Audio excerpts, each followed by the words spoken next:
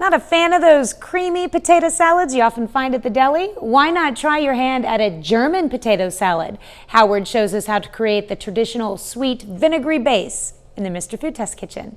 With all the grilling, barbecuing, and church suppers still to come, if you don't want your side dishes to fall into the, oh, not that again category, then we have just what you're looking for.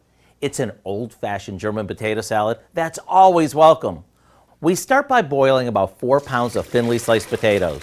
Once they're tender, we drain them. And while they cool, we finish cooking some bacon until it's crispy. Then we take it out of the pan and add a bit of vegetable oil and a chopped onion to the drippings.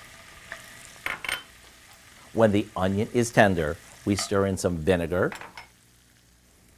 water, sugar, and a bit of salt.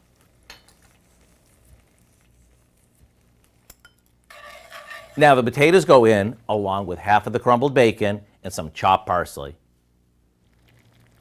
And after it warms through, we top it with the rest of the bacon and it's ready to serve.